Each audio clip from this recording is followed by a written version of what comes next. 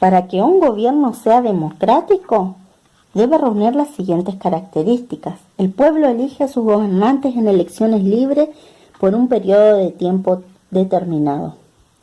Hay libertad de opinión y expresión, es decir, que las personas son libres de expresar sus ideas sin miedos.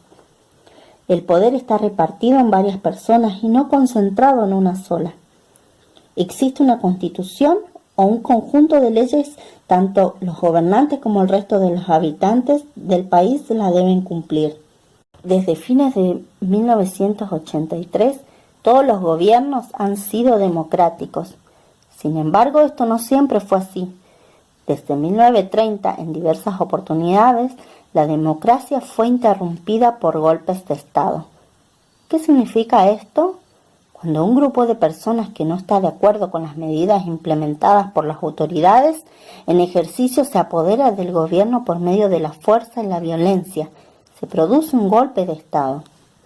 Estos gobiernos antidemocráticos fueron encabezados por las Fuerzas Armadas y contaron con el apoyo de otros sectores sociales, con la excepción del golpe de 1962. Los gobiernos de facto, o de hecho porque ocupan el poder sin ser elegidos, fueron presididos por militares. Los gobiernos de facto desconocieron la Constitución Nacional y las leyes y ejercieron gobiernos autoritarios.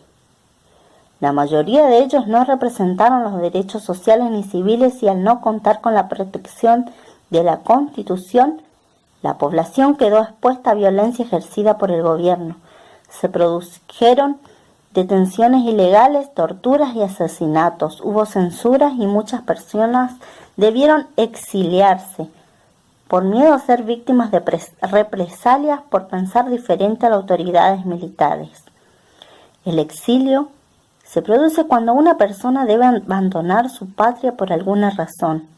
El exilio por cuestiones políticas es muy frecuente en los países gobernados por dictaduras. El Estado es el conjunto de instituciones que organizan la vida de la población dentro de un territorio determinado. Cuando decimos instituciones nos referimos especialmente a las leyes y el gobierno. Las leyes son aquellas normas escritas y obligatorias que nos indican qué debemos hacer y qué no. Su finalidad es que las personas convivamos en armonía y evitemos los conflictos. En tanto, el gobierno es el grupo de autoridades que administran el territorio de un país, se encargan de hacer esas leyes y también de aplicarlas. La Constitución Nacional es la ley más importante de nuestro país porque está por encima de todas las demás y porque ninguna ley, otra ley ni oposición estatal pueden desconocerla ni contradecirla. Es obligatoria para todos los habitantes y es la que establece cuáles son las autoridades de gobierno, sus funciones y los límites del poder para proteger nuestros derechos. La Constitución Nacional está compuesta por un preámbulo, que es la introducción y nos permite conocer a quienes decretaron y cuáles eran sus objetivos. La primera parte se titula Declaraciones, Derechos y Garantías. Las declaraciones incluidas aquí expresan los valores que definen las características básicas de nuestro gobierno. También se enuncian los derechos de los ciudadanos y las garantías que los protegen.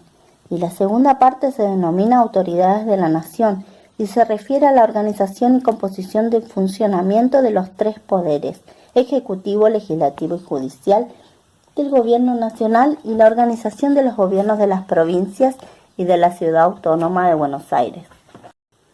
Tiene jerarquía constitucional a los acuerdos y pactos internacionales firmados por la Argentina.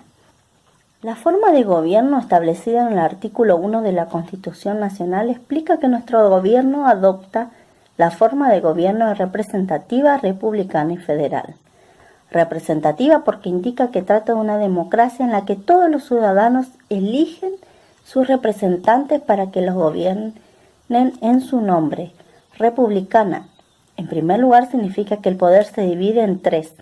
El poder legislativo, que sanciona las leyes, el ejecutivo, que las pone en funcionamiento, y el judicial, que interviene para controlar su aplicación. Además, los tres poderes se controlan entre sí. Federal implica que la autoridad de gobierno, la capacidad de tomar decisiones y manejo de los recursos económicos, Se distribuye entre el gobierno nacional, los gobiernos provinciales y los locales.